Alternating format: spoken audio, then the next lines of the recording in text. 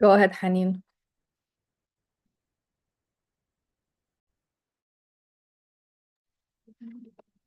Okay.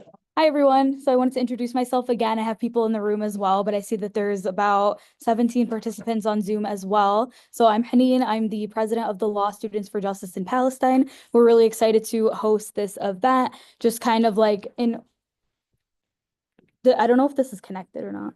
I don't know. Either way, we're really excited to host this event, just kind of like spread awareness at the law school. I know there's a lot of undergrad students here as well. So we were excited for this.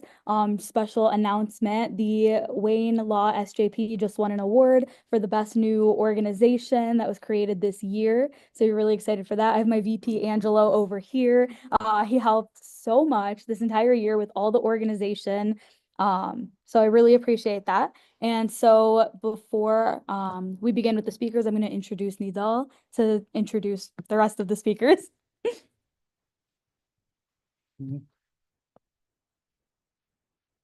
Thank you, Haneen. Thank you, everyone.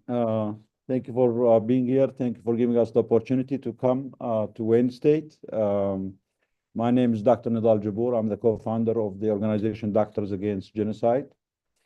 And we all know there should be no organization called Doctors Against Genocide. It is our government, the United States of America, that has been funding and committing a genocide for the past 18 months that forced doctors and healthcare workers to be in this space.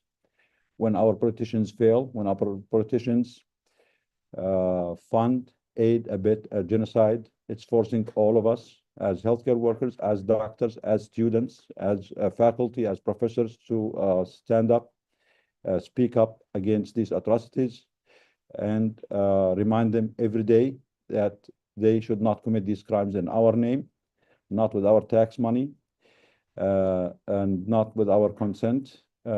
We, as a collective, as an anti-genocide movement, we have been active the past 18 months, trying to raise the awareness against these atrocities. Unfortunately, the genocide continues to get worse by the day. As we all know, there are 0 standing universities in Gaza. If this university was in Gaza, we would not be here. It would have been demolished by our bombs, the 2000 bombs, the most lethal weapons in the world that Israel is committing to destroy the educational system, the universities, the schools, the medical schools, the regular schools, the elementary schools, the hospitals, again, all with our money, all with our tax money and the bombs that the United States is providing.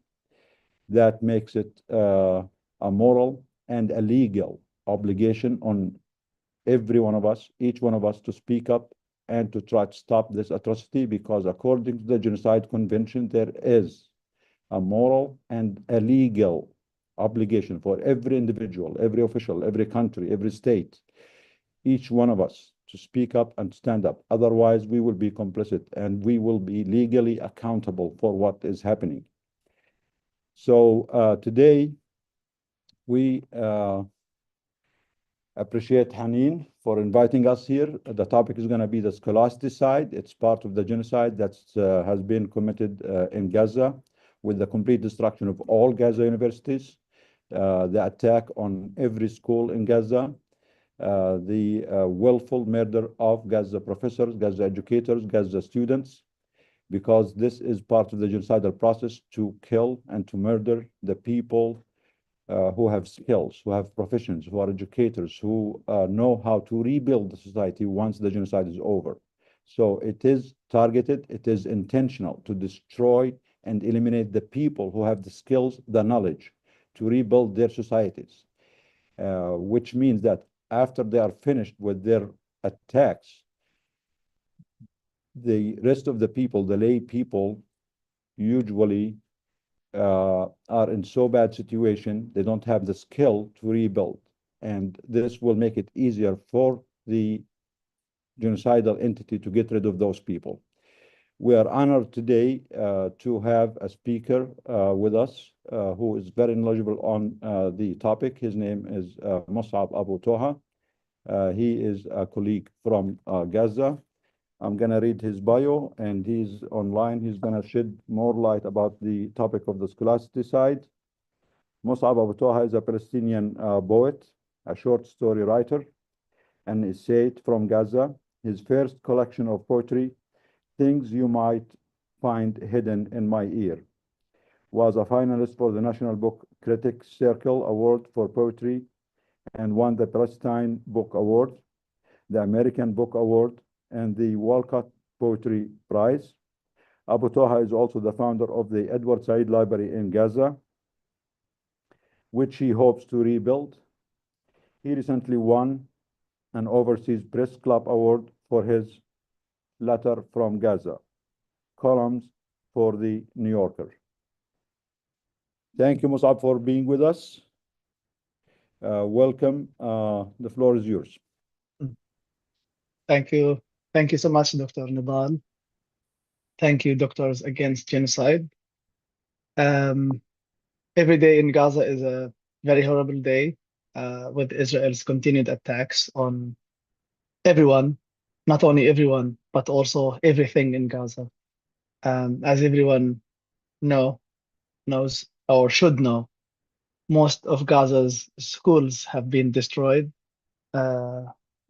All of Gaza's schools have been turned into shelters. And when we talk about Gaza's schools turning into shelters, we're talking about families living in schools instead of students attending and coming to these schools to learn English, Arabic, all the subjects that we have used to teach or learn inside the schools. And when we talk about Israel's attacks on schools, we are talking about students and children's traumas while they are inside these schools, because these schools have been the sites of massacres. I myself was sheltering with my wife and our 3 kids in a school in Jabalia, in the Jabalia refugee camp, after our house was bombed in October 2023. The school where we were sheltering was the site of a massacre inside of which about 40 people were killed. That same school was also attacked by the Israeli forces during the night, not only while we were inside the school itself, but also while we were when Israel bombed a whole neighborhood just next to the school, midnight. It was 11:30 in the evening. So when I think about Scholasticide, I'm not only thinking about Israel's destruction of the schools, the buildings, the universities, the colleges in Gaza, but I'm also talking about the killing of about 16,000 children. So, and hundreds of teachers and university professors. When I talk about Scholasticide, I'm thinking about the students missing, the hundreds of thousands of children who missed school years. I mean, just imagine, I mean, for about 18 months, a student couldn't go to school to learn anything. Just imagine how much they missed and how much being inside a school to shelter and to watch family members getting killed, how much that affects their appetite to learn. Even when this genocide comes to end, just imagine how long it will take them to rebuild the schools, and even for the kids to think about going back to these schools, which were the sites of massacres in the past 18 months and still. And when I talk about Scholasticide, I think about the lack of freedom that people had outside of outside of Gaza. I'm talking about, schools and universities where students and professors are persecuted when it comes to talking about the genocide in Gaza. So it's the attack on schools and education. It's not only about what's happening right now in Gaza, but it's also about taking away the freedom to speak, the freedom to write from the university students and university professors. Look at what's happening to many students who were speaking out about Palestine is not only a political issue, it's also a humanitarian issue. It's an educational issue. When you go to your classes at universities and schools, and when at the same time you watch that all universities in Gaza were bombed, that schools are bombed every single day, that teachers are killed and targeted in airstrikes, how can you be silent? So they are not only killing students, teachers, university professors. They are not bombing. They are not only bombing universities in Gaza and bombing school shelters. And also, I'm not here talking about. I'm not going to talk about hospitals, about museums, about libraries, etc. But I'm also talking about the universities and schools here. Students are not able to speak how they feel, watching other students and other university professors. So this is scholasticide. I mean, it's not about only what's happening in Gaza and also in the West Bank, but it's also about what's happening outside of Gaza. How the freedom to speak, the freedom to write, the freedom to express your humanity, watching other people in other parts of the world, how what they are going through, how you feel when you watch them, when you see a teacher sheltering in a school with his own students before they all get killed in one airstrike. Is the connection fine? Yes, Yes. we hear you good. Go Hello? ahead, Mohammad. Yes, we hear you very good. Okay, perfect. That's great. Okay. So when we talk to people about the destruction of schools, universities, colleges, and the education system in Gaza, we should not only talk about what's happened in Gaza, but we should also focus on what's been happening also at schools and universities in the world, especially in Europe, and the crackdown on universities, university professors, and students, because this adds to the genocide that's happening in Gaza. Silencing the voices of students and university professors adds to the genocide that is committed against students and university professors in Gaza, many of whom were killed, many of whom were injured, many of whom have gone missing. And there is one thing that I would like to say before I stop talking. Uh, many people in the world do not know that about 16,000 female under the age of 21 had their bodies amputated.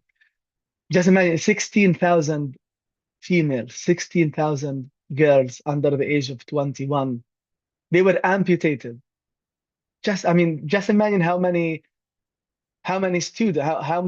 females that would be if it was in the United States, the proportionality. So this is really a big catastrophe for us in Palestine. To think that thousands of children were killed, hundreds of thousands were injured. Most schools in Gaza have been destroyed, and all universities have been destroyed.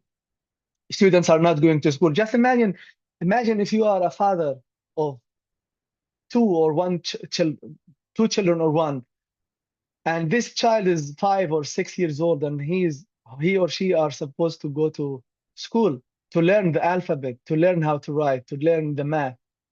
And it's been 18 months since they last went to school. For me as a father, I'm not only a teacher, but I'm also a father. Just imagine that my children do not get the chance to learn these things. I'm not talking about them getting wounded or injured or maybe buried under the rubble for weeks and months, but I'm talking about watching them in a classroom, sheltering with me, them helping me get water, get bread, wait in a line to get maybe some food, some aid. And instead of learning, how to do math, how to write, to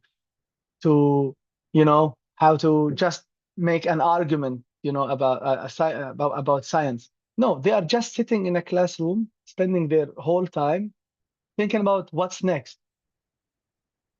So this is, they are killing, the child, and every child of our children. These children are no longer children. These students are no longer students. Everyone in Gaza, even the parents, they are not, and I said that in one of my essays, these people are not learning math or Arabic or English or science. These people are learning how to survive and they are practicing it. They are not living. There is nothing that is called, I live in Gaza. So if I were, I was in Gaza until December 2023. If I were still in Gaza, and I have so many members of my family still there, I would not say that I live in Gaza. No, I'm trying to survive in Gaza, because trying to survive is not called living. It is not living. To live, there are many things that involve the verb live. But what is happening in Gaza is not people living. They are not living. They are trying to survive. And trying to survival is not life in itself. So yeah, that's all that I had to say. Um, there are so many things uh, that I can say about life in Gaza, but as I mentioned, Scholasticide is not only about the killing of students, teachers, the destruction of the education system in Gaza, but it's also, I think, about the crackdown on students, university professors, and universities in the United States and also in Europe when they try to talk about what's happening in Palestine. Yeah. So before I finish, I would like to read this poem. If we are staying in our houses, they bomb us. If we are sheltering in a school, they bomb us. If we run to a hospital, they bomb us. If we move to a tent, they bomb us.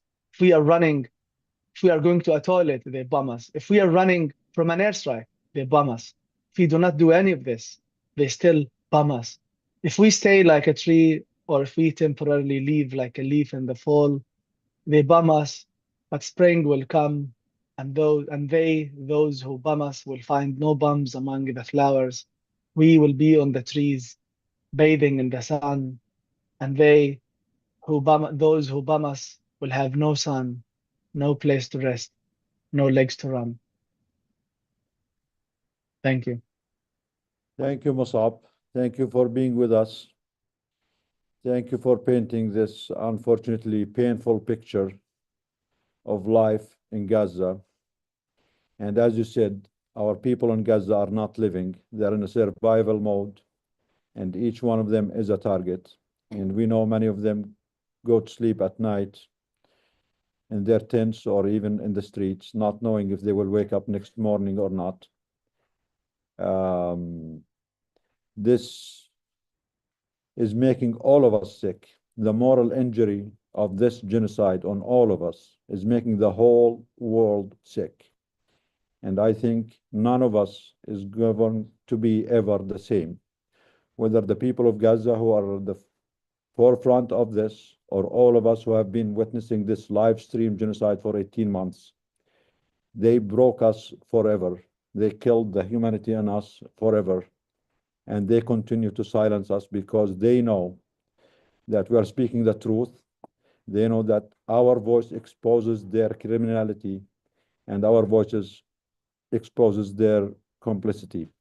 Thank you, Mosab, for joining us. I'm going to move now to our next guest speaker, Dr. Abdel Razzaq Takriti. I'm going to read his bio. Dr. Takriti is a Rice University Associate Professor of History and Arab American Educational Foundation Chair in Arab Studies. He will present an overview of Scholasticide in Gaza and what will be needed for a just reconstruction. Thank you, Dr. Takriti, for being with us. You may begin. Thank you. Thank you very much, Dr. Nidal, and I'm honored to follow a distinguished speaker, Mosab, who has given us actually a very felt testimony based on experience, the experience of this horror that the whole world is watching, that many conscientious people in the world are watching, and feel unable to stop. So in this talk, I'm going to talk about both the horror that is unfolding, but also the responsibilities that we have here in the United States, and the ways in which we could do something to contribute to at least alleviating some of the aspects of this scholasticide. Now, I want to start by saying that the assault on education, that is scholasticide, is not a new phenomenon in the Palestinian context, and it has grown substantially since the genocide. However, it's taken new proportions, and I'm going to be talking about that, far more vast proportions than anything we've seen before.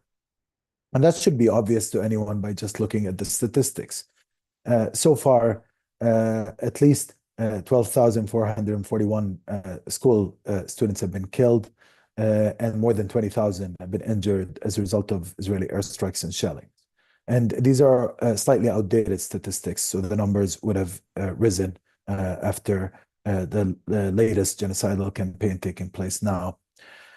More than 853 university students and 161 academics have also been killed, and at least 1,819 students and 1,311 faculty have been injured. And almost all of the faculty, staff, and students that are still alive have been forcefully displaced. The effects of this are so horrible that we cannot, just view this in terms of numbers or statistics. As we've heard from the speakers before, it's important to always bear in mind the human experience. But at the same time, we should keep repeating the statistics because they matter. They matter. Each number counts, and each experience behind the number counts. Assault on education is not merely collateral damage, and this is why we speak of it as scholasticide. It is a systematic act that seeks to extinguish the future of a generation and a people. Never in modern history has an entire education sector been so thoroughly or quickly destroyed. And I think this is something that we also have to bear in mind as we think of this comparatively. The phenomena constitutes an extreme form of scholasticide, a concept that was coined by leading Palestinian laws of war scholar Karameh in 2009. That was in the context of the 2008-2009 Israeli assault on Gaza. And Bulsi at the time defined scholasticide as the systematic destruction of education, countering a long-standing tradition of Palestinian emancipatory learning. She conceptualized scholasticide in reference to a pattern of Israeli colonial attacks on Palestinian scholars, students, and educational institutions, going back to the Nakba of 1948, and expanding after the 1967 war in Palestine and the 1982 Israeli invasion of Lebanon. She noted that, quote, the Israelis know nothing about who we really are while we study them. But deep down, they know how important education is to the Palestinian tradition and the Palestinian revolution. They cannot abide it, and they have to destroy it, end of quote. So this has been going on for quite a long time. But now we're seeing the expansion, but also a change in quality in terms of scholasticide. In this moment of profound catastrophe, we're bearing witness to a brutal reality, that the annihilation of education is a central pillar of Israel's genocide, targeting not just Palestinian lives and educational infrastructure and knowledge systems, but the very essence of Palestinian society itself. Senior Israeli officials and security establishment figures have advocated for the creation of, quote, conditions where life in Gaza becomes unsustainable and whereby Gaza will become a place where no human being can exist, end of quote. This is from Giora Island, one of the architects of this genocide. This necessitated designating civilian infrastructure, including schools, universities, and teaching hospitals as military targets. And influential Israeli journalists, and this is important to note here, this is not just government officials, this is a whole social system that is embroiled in genocide. Influential Israeli journalists incited scholasticide amongst other genocidal acts. So, for example, Zvi Yehezkeli stated, come on, explain to me who isn't a Hamasnik in Gaza. I'd love to know, a teacher in a Hamas school, is he a Hamasnik? Hamas is a regime, even if he's a teacher, a kindergarten teacher. So these attitudes are also pervasive amongst military operatives, many of which appeared on social media videos celebrating the destruction of educational institutions. In one of these videos of a school burning, an Israeli sergeant from the battalion of the Givati brigade declares, quote, it's so much fun to watch schools burn in Gaza. May they die, all of these trash terrorists, end of quote. So we have this enormous amount of evidence on the part of the perpetrators, but also we have the testimonies of the victims, we have the videos, we have the pictures of destroyed institutions, we have had the detonation of entire universities live stream. It's quite, the evidence is so overwhelming. So there was a need to conceptualize this, and this is why it was so crucial to develop a criteria around the concept of scholasticide that takes it forward beyond the applications that we used to have for it in previous assaults. It's important to see it as being connected now to a genocidal process that seeks to disrupt the entire system of social reproduction in Gaza. And this is why education matters so much. If you want to make a place uninhabitable, if you want to render it unfit for human living, you want to destroy the health infrastructure, you want to destroy the food supplies and the agriculture, and you also want to disrupt the educational infrastructure. So by doing that, you're destroying people's minds and you're destroying people's bodies, and you're also denying them the possibility of a future. People, at the end of the day, care about their children, and Palestinians value education so much. The Israeli calculation is, if you prevent education from taking place, then that will force people to leave. And if you don't end up forcing them to leave, you kill them anyways. And this is the current formula that we're seeing unfolding. It's very brutal, and our heart aches every time I think of it. But this is the truth.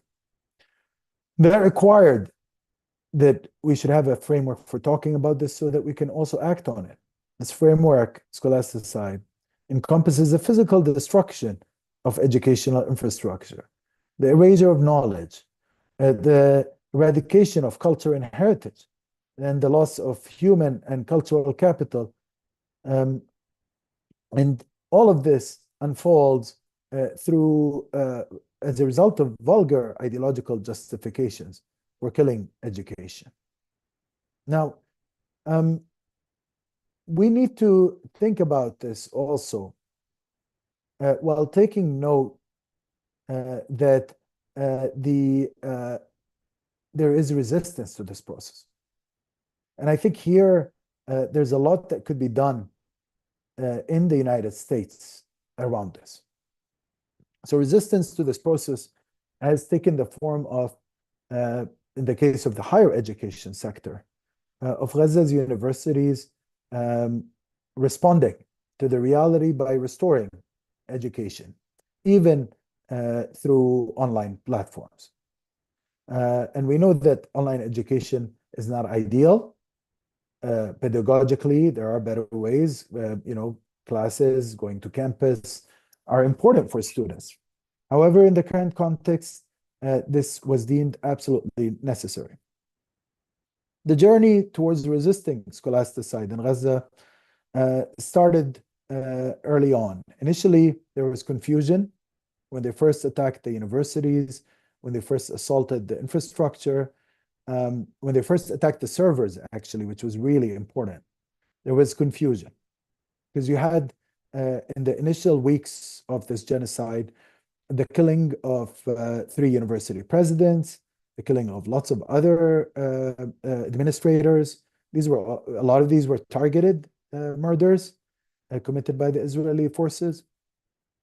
But also there was a destruction of important infrastructural elements, especially university servers, which contain the information around students, contain the information that are essential for running an organization. So initially, the universities had to deal with that. And they managed to find ways to get servers hosted by institutions in the surrounding Middle Eastern region. I'm not at liberty to mention the specifics of that, but several very decent people helped with that. Several leading university administrators in the Middle East did that. A note here that not a single Western university offered to do that. So even though their countries are paying for this genocide, are paying for the destruction of the universities, are paying for turning the lives of their colleagues and fellow students to hell. So that hurdle got overcame through regional solidarity. Then there was an issue of, okay, what is to be done with the students? Initially, there were some well-meaning initiatives that took place in the West Bank at the Najah and Birzeit universities, whereby they did some online instruction. Unfortunately, that has become the only bit that is widely known about the story. And even recently, actually, the Middle East Studies Association North America recognized Najah and Birzeit and awarded them their Academic Freedom Award this year for that work. I must say, and I'm open about this, I've been a long supporter of Najah and Birzeit in every university in Palestine, but I was a bit upset at that moment because the universities in Gaza deserve that award. They did a lot of work that I'll detail in a second. I won't go on for too long because I don't have much time to speak, but I do want to share with you the story.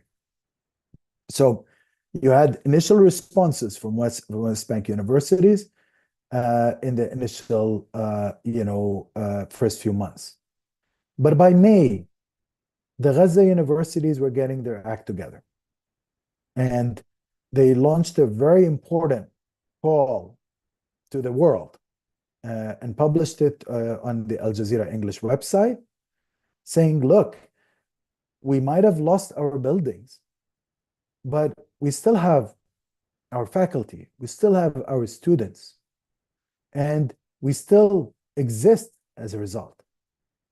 And we need this fact to be acknowledged. We should not be bypassed. There should not be these attempts to pretend that we're no longer on the face of this earth and that there is no education in Gaza. What they were essentially reminding us in that statement was that education is about community.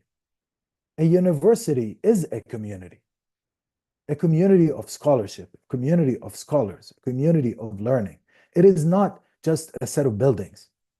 It is not just a set of servers. It is much, much more than that. Since that statement appeared, there was greater awareness around the attempts to bypass these universities, but even worse, to try to replace them with colonial institutions. So there is this Israeli supported plan that is led by, unfortunately, an organization that pretends to care about Palestinians. It's called the Portland Trust.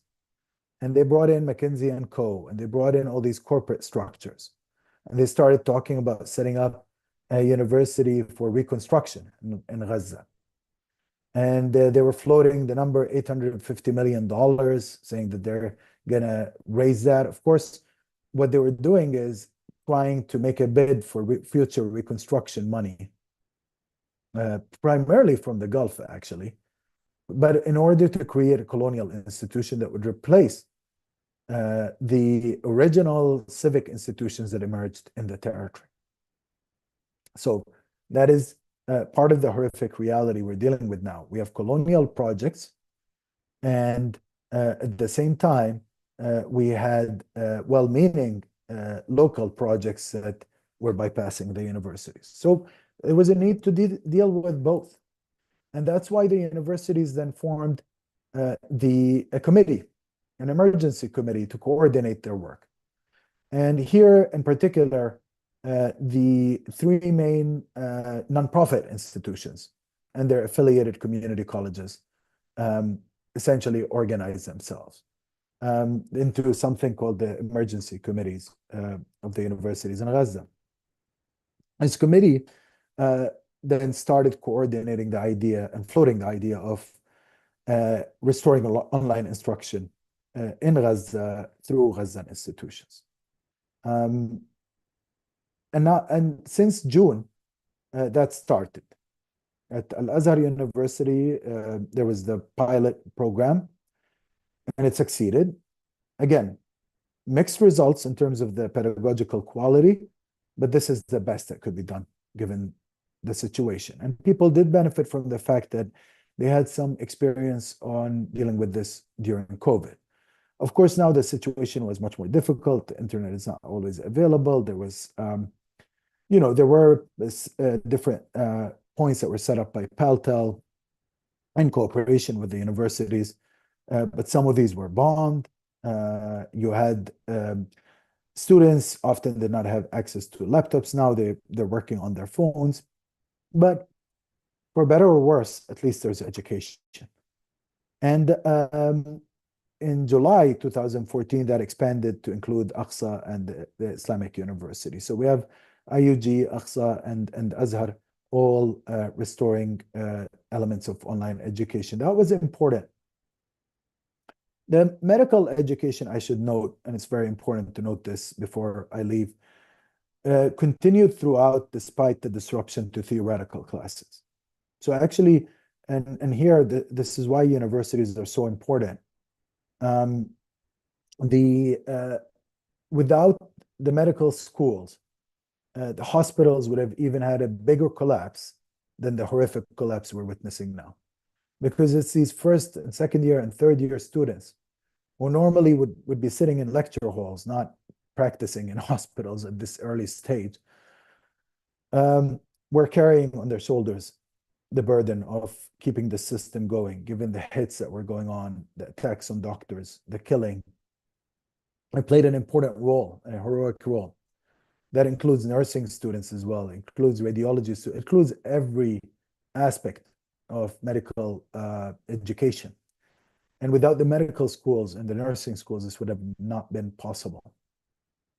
One last note, and we can talk more about this in the Q&A. This all requires a lot of funding. And this is where, again, the Western institutions are so deficient on this. So the Gaza universities have launched a coordinated, the nonprofit ones, have launched a coordinated mechanism for funding and for getting funds from places like the United States and Europe through registered charities there. And that mechanism is under the title of the ISNAD program, which is the unified program of IUG, Azhar, and Aqsa. This is very important because it coordinates the funding mechanism in a direct way that allows universities to cover running costs through the payment of scholarships that enable students to enroll in the online classes, but also to pay for their degrees to be able to graduate. There's a lot of students now that are unable to graduate because they're unable to cover the fees for graduation. So This helps address some of the deficits. It's a $16 million program, and it's an important and worthy one. So if you hear from friends, okay, how can I support combating scholasticide? It's through helping a program like this, a unified official institutional one. It's through raising awareness about the situation, but also mobilizing on our campuses to create a coordinated response for Gaza and Palestine more broadly, akin to the responses that were taken in relation to Ukraine. In Ukraine, for example, every Western country created a national strategy for supporting Ukrainian universities. We're not seeing that in relation to Gaza, even though the Gaza genocide and the scholasticide associated with it is a direct byproduct of Western policy in general and American policy in particular. So we have a responsibility to act on our campuses and elsewhere. And I'm going to end here. Thank you very much.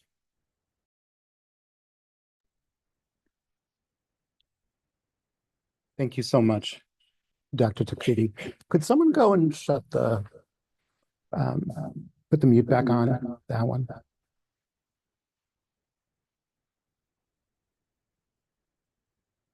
Get it?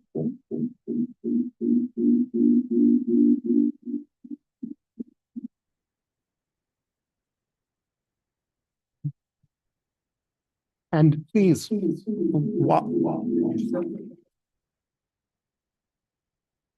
yeah.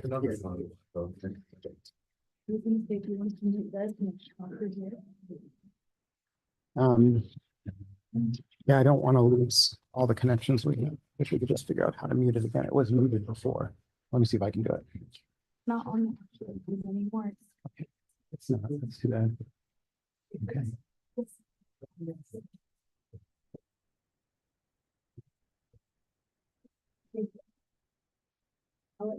Is anyone able to do that? Oh, it sounds like we're okay now. I'm assuming I can be heard okay. Oh, there you go. Can you make mine big? Because I'm about to project some stuff on here. So anyone who is gathered in the room here, please feel comfortable grabbing something to eat. We have plenty left. Those of you who are online, I apologize that you can't quite reach far enough to grab it here, but it looks like really good stuff that Nidal and Karameh brought in for us. My name is Dr. Thomas Padroni, and I'm an associate professor at Wayne State University. I assume the sound is okay right now. I can't tell for sure. If someone could give me a thumbs up, I see a heart, so that's good. Thank you very much for that. The next portion, again, thank you so much, Dr. Takriti, that I'm going to be introducing is the video with the teacher in Gaza. And I have to let you know that the situation there is very precarious right now. And in fact, originally, he thought that it would be safe enough for him and his students to be able to be present and to live stream with us.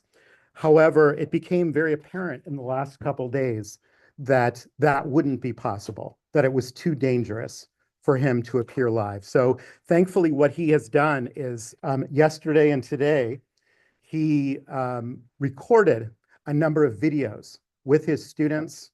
So we'll get a clear glimpse of what things look like there right now, okay?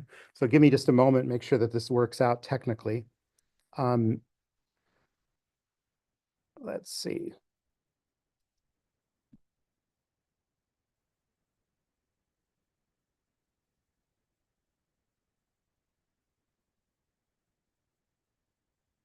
Okay. And someone who is, please let me know, give me some sort of signal if when I start this video, if you cannot see it or hear it, okay, in the webinar. Okay, we're not hearing it.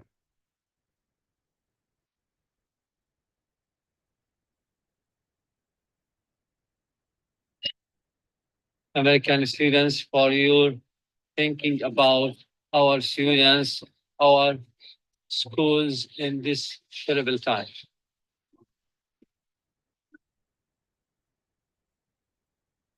I'm going to start it again. Thank you, our American. So this is our teacher, Mohammad Alazzami, and he is an English school teacher in northern Gaza in Jabalia camp. And the videos that we're going to share, you'll see what it's like now there, the things he filmed in the last few days. You'll also see by contrast what it was like before. So let me restart this one.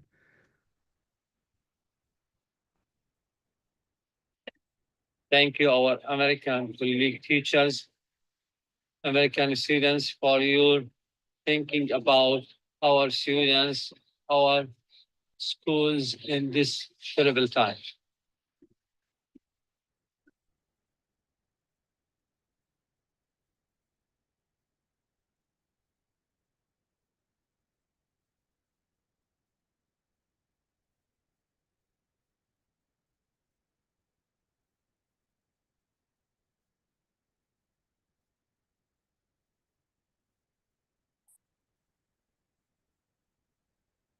This is the Fakura school. It's now used as a shelter for displaced people who have no homes, who have lost their homes is destroyed, and this is used to be as a computer lab room. This is Jabalia camp. That's working. I don't think you were sharing that video. Okay, I'll try to, what it did was Video. it shut down the screen capture. It shut down the screen share when I switched over. So let me see what I can do here. If you know how to do it better. What's that? Okay, you said you don't, right? No, Okay, so I have the videos here, Yeah. and the problem is that when I go back to them, the screen share is ending. oh, Right? Okay, So, the genocide, so Where are they? we have to. always keep so here information is this, advised to they're our on community to be this careful. one, which is the Whatever notes we app. can do. And here's the Zoom. So I don't have screen share on right now. Dr. Huwa is the expert now.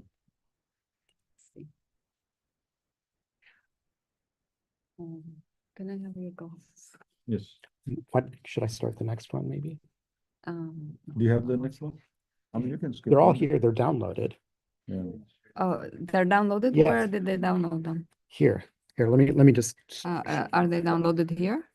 they're, no, I don't think so. No, okay. Are you logged on your Zoom or no? What happened? I'm with on my Zoom? Zoom, yeah. Share your screen now. Yeah, that's what All right. We'll I do it, can, we'll I do know it. how to do it. It's just, it's cumbersome, but I can do it. Oh, okay. Notes. Okay.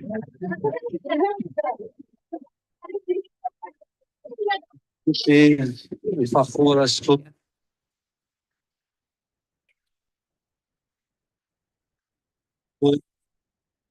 It's now used as a shelter for displaced people who have no homes, who have lost their homes is destroyed, and this is used to be as a computer lab room. This is Jabalia camp. This is our life now. We are going through very terrible circumstances in every field. There is no school, no teaching for more than 100.5 years. Our students have not gone to schools because, as you can see, our schools are either destroyed or burnt. They are not suitable for teaching and learning. Our schools are used as shelters for displaced people who have lost their houses. Their houses are completely destroyed and they have nowhere to go. So they destroy the school as shelter.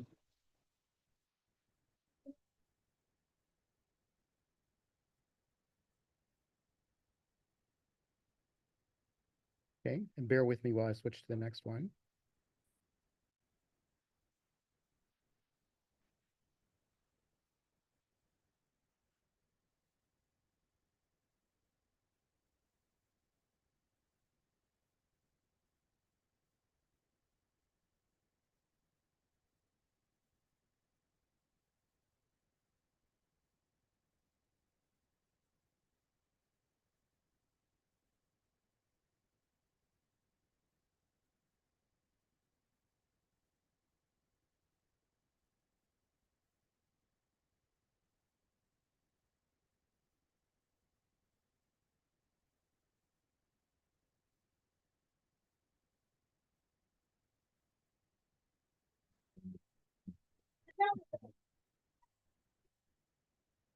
This is Mosab Toha, my American league teachers, students. This is one of our school classroom. It's no more classroom as it is inhabited by displaced people. My American in this classroom, teacher classroom, we are completely parents is one and destroyed school classroom. It's no more classroom as it is inhabited by displaced people. This living in this classroom is used classroom for some families to live and destroyed and to make food. This used to be the blackboard here. And this is the ceiling.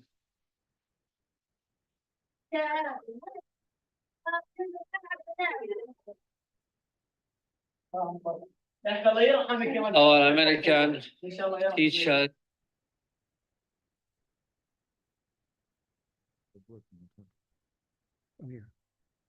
American teachers, students.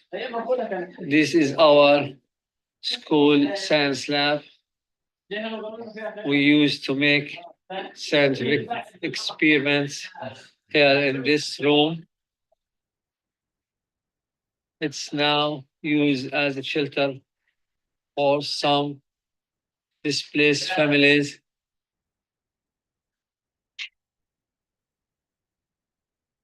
This is a board. As you can see, it's no more classroom or science lab.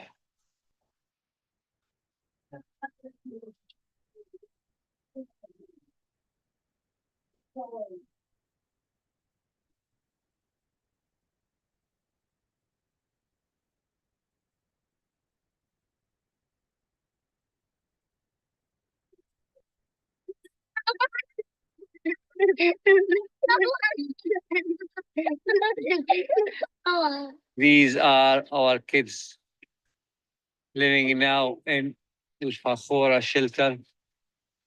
And this is the kids waiting to get free food to Kia. This is our life in Al Fakhora, and this is the instruction. This used to be the library.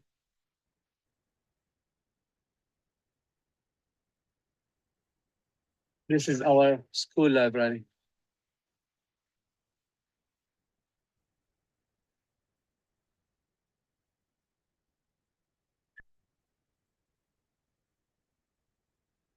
These are some of the students who are waiting to get free food. These are our students now.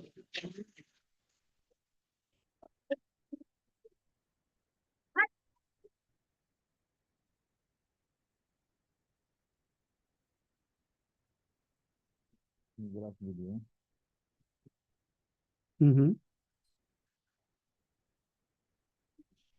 Mm-hmm. Sure. Yeah, who was it? I think we only have the last video anyway. We're almost done. Okay.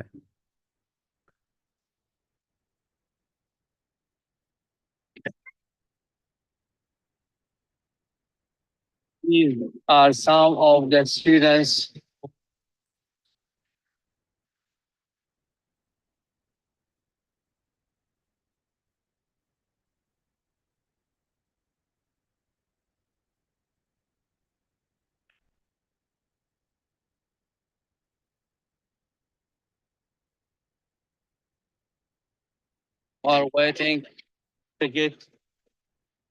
get free food.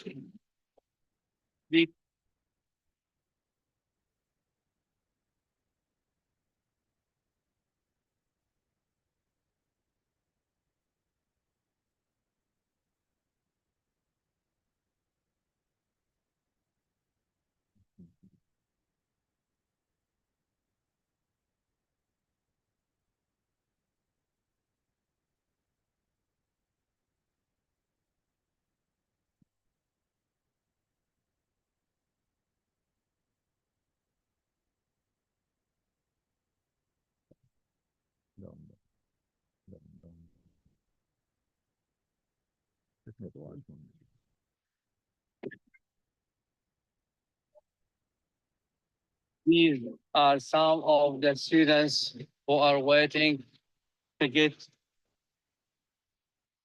free food.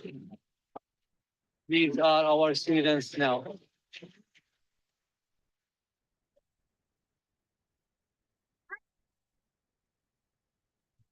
Yeah, I think we'll stop there. We do have more videos, but we will make those available another way, and we apologize for the technical difficulties that we had. I want to go ahead and should we introduce Sundos next? Or did you Sure, want? yes. Yeah. Is she available? Yeah, I think that she is. Yeah, she just came on. Okay. Good. Sundos, welcome. I met you for the first time, Sundos, when you presented with Dr. Takriti on a webinar around Scholasticide about a month or so ago.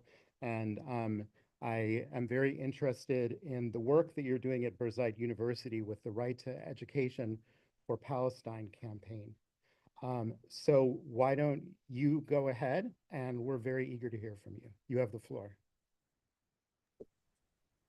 Hello, everyone. Is my voice heard? Very good. Okay.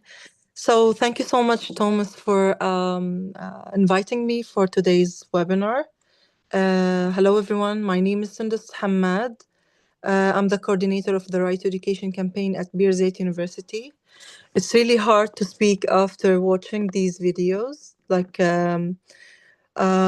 It's something that you see the live streaming genocide, but also something else when you see people in Gaza just show you the daily life of suffering that they face under this genocide. It's a different angle that we sometimes forget because of the number of aggression that we daily witness. And it's also hard to speak about Scholasticide after Dr. Takriti, as he was one of the main prominent professors who wrote the toolkit about Scholasticide and what does Scholasticide means in the time of genocide.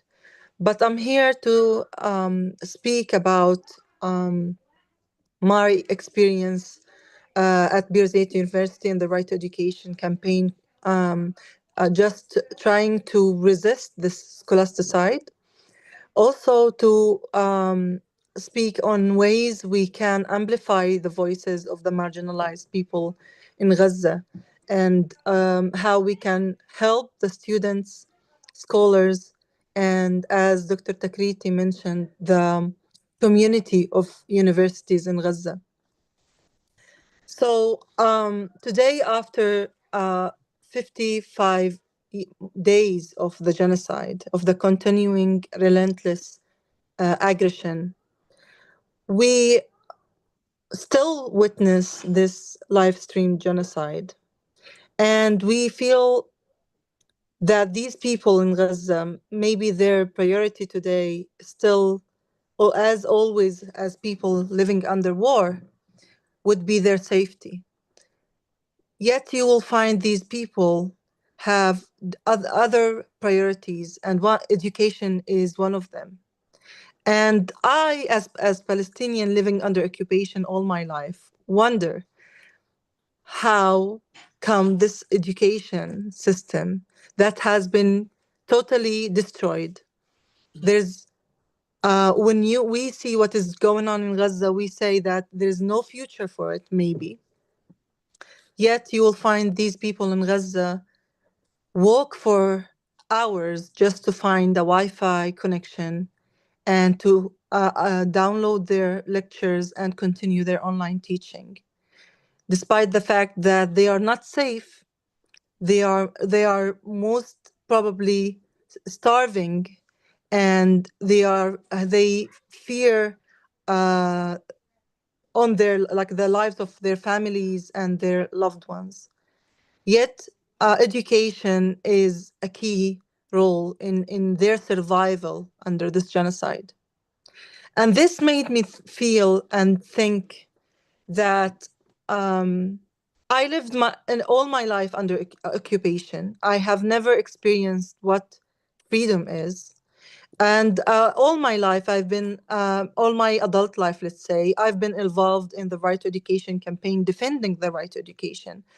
And thinking that, yes, I know what education is for Palestinians. But for now, when I see these people in Gaza, they are really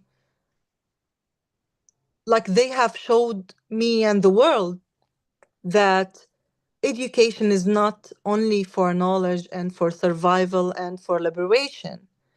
It is what makes you connect with human beings around the world. It's what makes you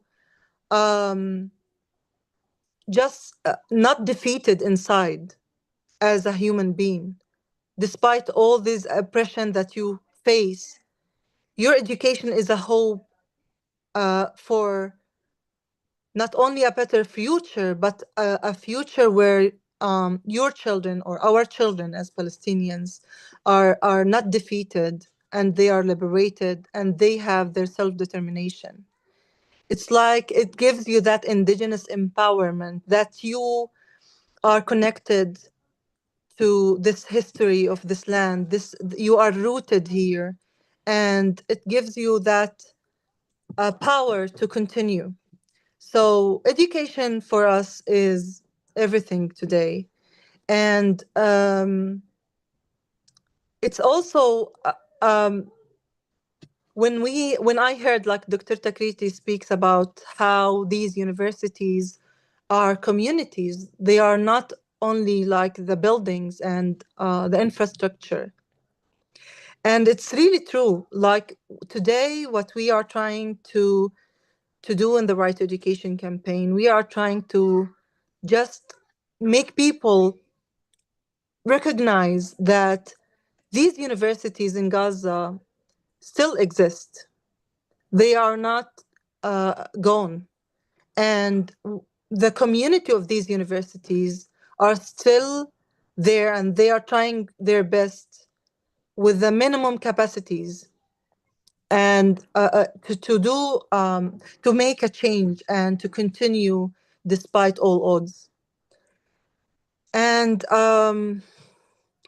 that reminds me of the time when in the first uprising, at that time the Right to Education campaign emerged in 1988, where education was targeted in another way. It was considered illegal by the Israeli occupation. And all schools and universities, even kindergartens, were closed by military orders from the occupation at that time, leaving people with just a choice of resisting that military order or staying defeated and staying at home, because you would be threatened to be in the Israeli jails and imprisoned because of holding books or going to your campus or university or school. So what students and academics, the community of the universities at that time, they decided that they will not be defeated, and they started an underground system of education where they started lectures in the houses of students, the houses of academics, even in churches and mosques. Sometimes I heard one professor say that he had his lecture at that time in his car at a time of curfew. So that gives us like different experiences of Palestinians facing the scholasticide that was not or has not started since the 7th of October. It has been long started since the existence of this colonial regime in 1948, even before. And since then, like we as Palestinians continue to resist that scholasticide. But today, what we are facing, and I'm quoting again Dr. Takriti, that it's today we are not facing a destruction, a systematic destruction of education only. We are facing a total annihilation of the education system in Palestine. Today in Gaza, no universities are left. All has been bombed. In Palestine, I don't know if you heard the news, but 2 days ago, one Al-Quds University was raided by the Israeli soldiers while the students were in campus. And that was because the students held a silent demonstration inside campus in solidarity with Gaza. And our campus at Birzeit has been raided for 4 times since the start of the war. It has been raided for 20 times since the second uprising in 2002. And this is only one part of the violations. Our students get arrested on a daily basis. Today at Birzeit, we have more than 150 students who got arrested by the Israeli occupation. Most of them got arrested after the 7th of October. And we have, like they are targeting as well the female students and the female academics.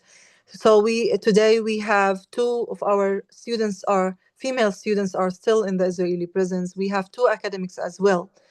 And we cannot experience academic freedom in our campuses. We are, but today in today's world, we are watching the Western universities and what they are doing to the student movement, and we question what is academic freedom. Then we are under occupation, and it's known why we cannot have or we cannot experience that academic freedom. It's occupation.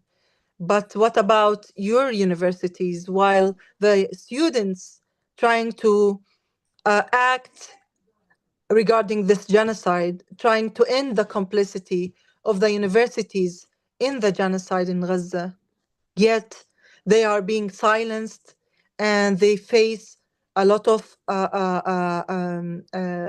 oppression from the university administration and now from the American government. And this leads us to a question, what we can do today to oppose all of that. And it's by collective action. Dr. Takriti has mentioned the Emergency Committee of Gaza Universities as a collective action from Gaza universities and higher education institutions to resist the scholasticide that is happening in Gaza. And this is an amazing initiative and body that we must amplify in all our work. And today in the student, or let's say the pro-Palestinian groups around the universities in the Western countries, we must also do a collective action to recognize the existence of Gaza academics and students and help them and support them and let them lead the way to change their reality to a better reality where they are free without any colonial policies. And I'm also I want to also emphasize on what Dr. Takriti mentioned about different agendas that are that is supported by Israel, that they are trying to do regarding education in Gaza in the day after the war. And this can be simply stopped by the international audience or the international students and academics, by saying that these people in Gaza, they must determine what the future of their education is. Our role as internationals is to support them, not to take away that decision from them and decide their life and their history and their future and their present.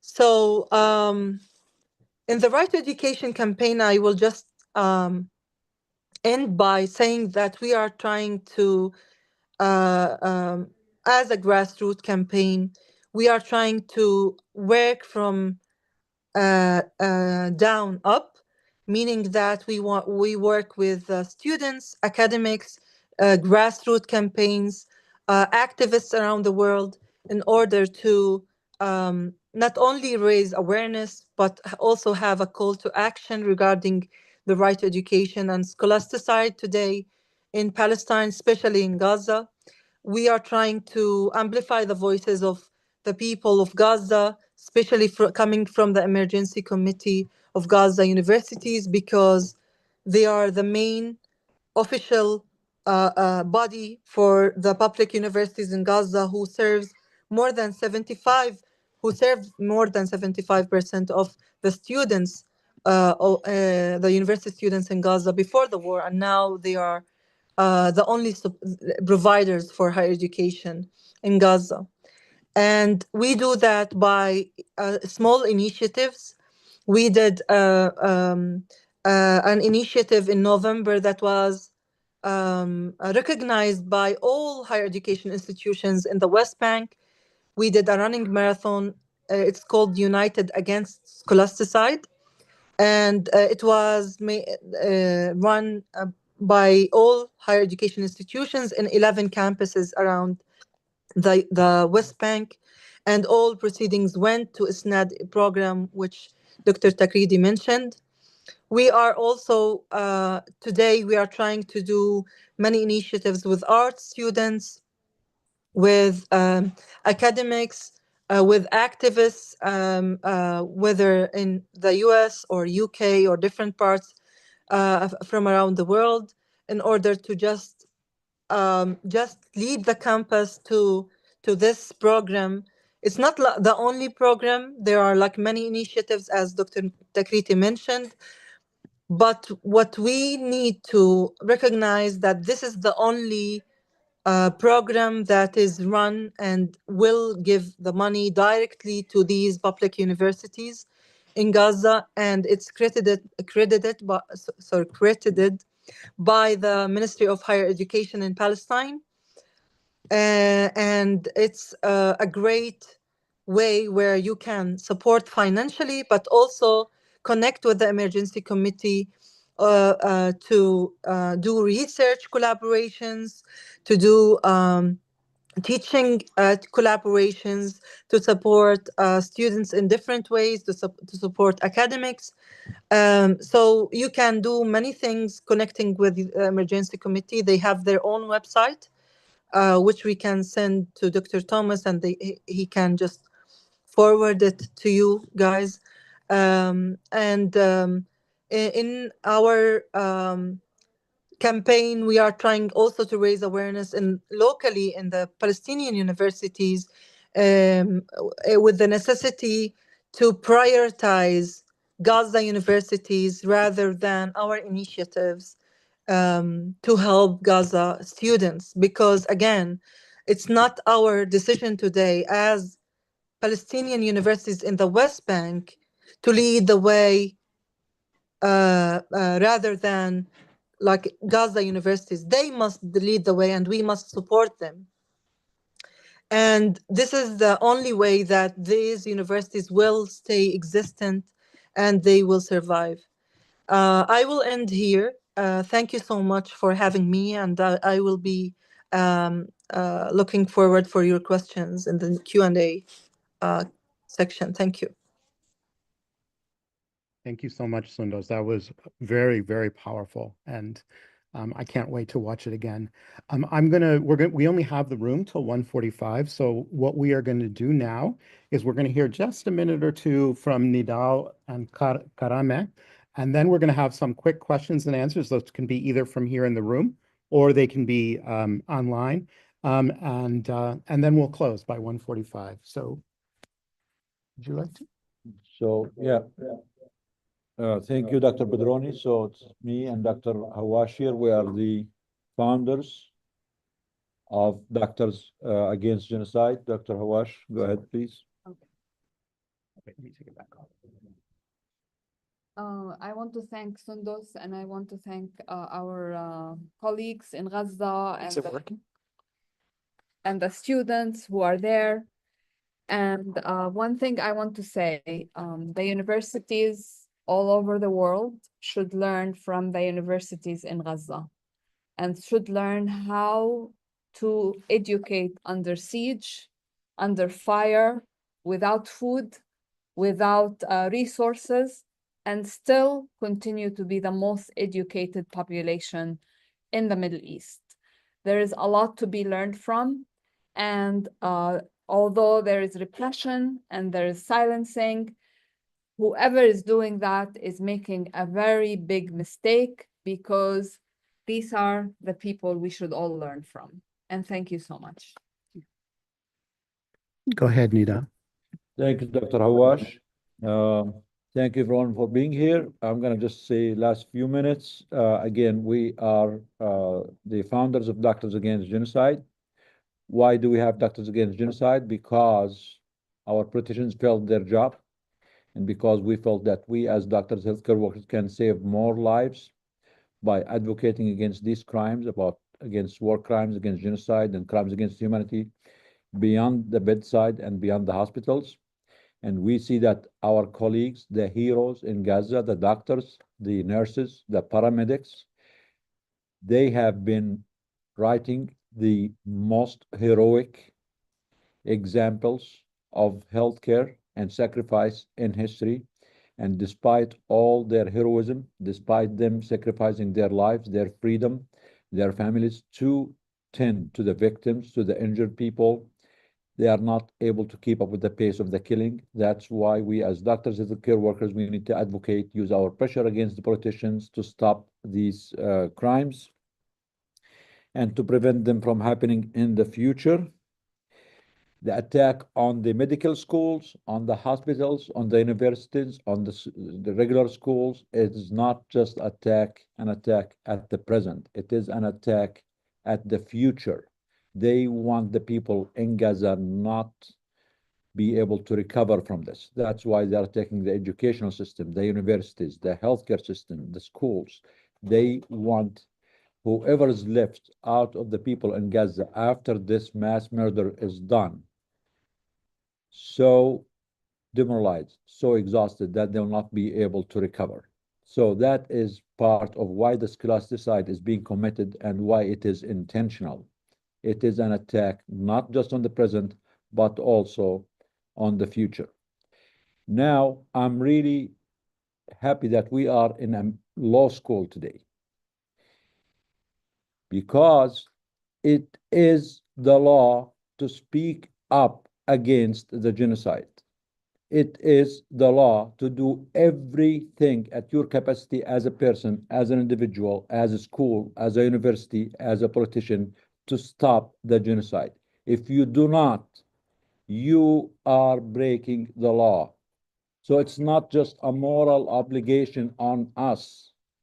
It's not just activism. It's not just because we want to look cool. It's not just because we are pro-Palestinian. It's not because we are pro this or pro that.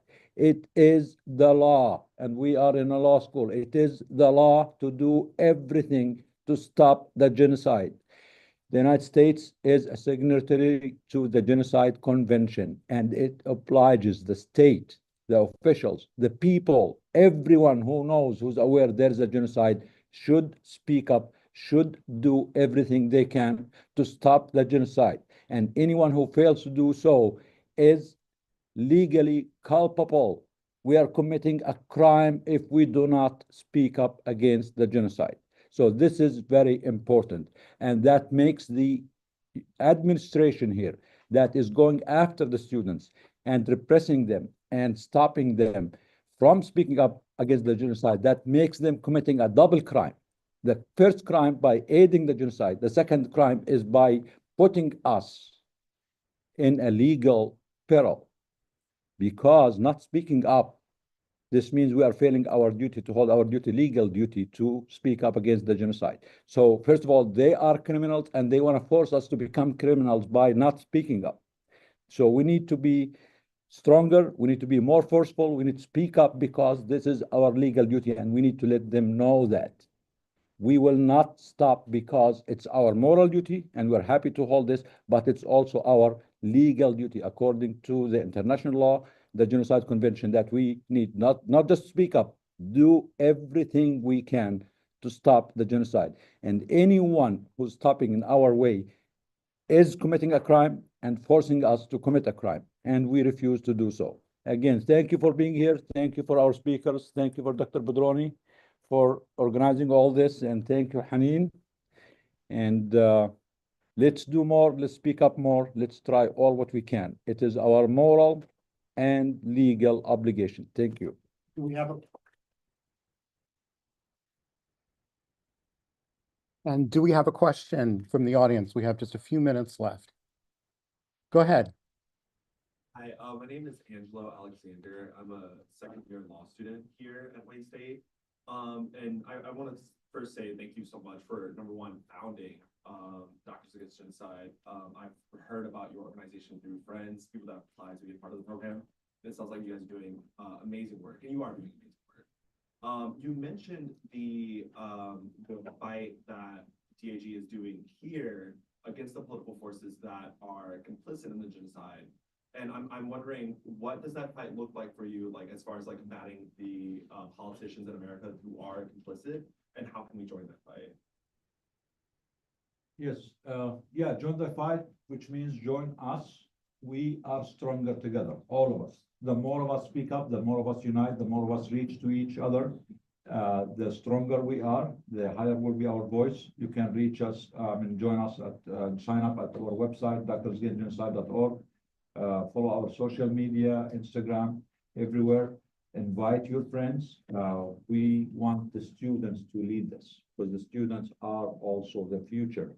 And honestly, all what we're trying to do is to create this umbrella for the students, medical students, law students, every student, every human being to be part of this and to do more, and to, as I said, to fulfill our moral and legal duty to do the right thing, and also to be a real patriot Americans. If you care about America, you should refuse to allow America to be a partner in a crime, in a genocide. Everyone who is allowing America to be a partner in a crime is not a real American, is not a real patriot.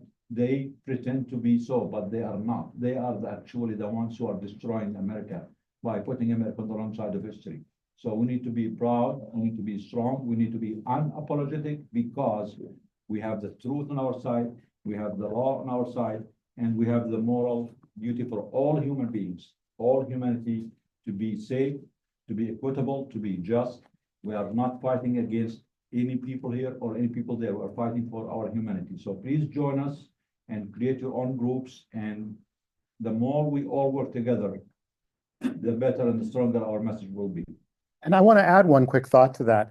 What this session in some ways represents is the expansion of the DAG model around health to education. Obviously, our topic today was education and education institutions.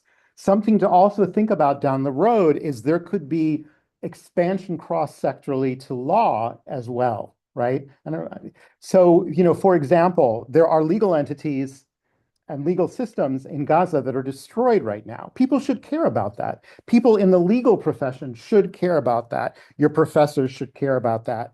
And similarly to the way that DAG has partnered with health services and the way that I am working to hopefully partner more with educational organizations there, the same could be done with legal entities. I think that this is what we need to do, is to think of new and creative ways of bringing attention to the genocide, stopping it, and then being ready to move forward for a just reconstruction.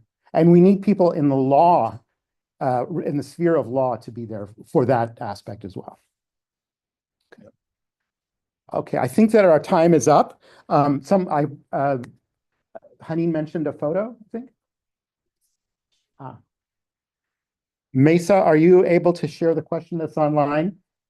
Yes, I asked Dr. Takriti to answer the question, but it's the question is from Okay, it says, Dr. Takriti, can you answer the Q&A question? I have it here. It's Dr. about Takriti, are you still with us? Yes, what is the question? I did not see the question, sorry. Sideways. so is there a concrete Go ask ahead. English We speaking? can't hear you yet, though. Can you hear me? You have the question for him? I can hear you. I don't. Okay, I'm gonna ask Dr. Takriti the question. Is there a concrete ask? Maisa, do you have Dr. Takriti's question? And we can't hear Dr. Takriti. Can you hear me? We can't hear you. Can you hear me? You can't hear me? Could it be something on your? Could it be here? Hello, can you hear me? Yes, we hear you now. Yeah. Okay. So, Maisa, please go ahead. Yeah. So the question is there a concrete ask of English-speaking academics to pitch in? And is there a structure for offering that labor in an anti-colonial mode for U.S. institute centers who could provide platforms for Palestinian scholars to share their work, invite students into conversation, publish their research? Okay, got it. Because we don't have much time, let me just answer it very briefly. Mhm. Talk to the emergency committee. There is a whole framework. And unfortunately, the framework has been much more effective in the UK, where there's better infrastructure in supporting education in Palestine. Here in the US, almost everybody has been bypassing the official structures of the Gaza universities. So the way to do it is avoid making individual initiatives, talk to the universities themselves, try to arrange for direct partnerships with them. Ideally, do it in a way that applies to all the universities, so as part of a national policy. And that's why there is a unified body for these universities. So we can talk more about that, and that would require an event in its own right. But financially, the best way to support is through the ISNAD program, which is a unified program. In terms of partnerships, the best way to do that is through coordinating with the emergency committee, who can then refer different institutions to the best practice and best procedures around this, and who can coordinate depending on the needs of the universities there. Sometimes people are doing very individualistic kind of approaches to this. They hear a demand from somebody in Cairo. They're like, okay, we have to mobilize all the resources for that. I'm like, that's great. People are in need, or people have individual needs too. However, our institutions must survive, and they serve tens of thousands of people, not one or two or three. To get one student to the United States, for example, if you're paying $50,000, $60,000 to do that, you can educate 60 students in Gaza with that. And I'm not saying do not allocate resources for that kind of work. It's important, but institutionally, for institutional survival, for combating scholasticide, the number one priority is supporting the institutions on the ground, creating partnerships, not evading them. Universities in the United States, not a single one wants to sign an agreement with Gaza universities. In the meantime, they're expanding collaboration with the genocidal state. They're expanding collaboration with Israeli institutions who are all complicit, knee-deep in genocide. I'll give you one example. We have even a scholarship now in my own campus to reward active duty Israeli military soldiers come do scholarships on our campus. In the meantime, we can't get them to do a single initiative where they do a cooperation with the university in Gaza. So that needs to be worked on. Other dimension is learned societies. There's good action taking place at places.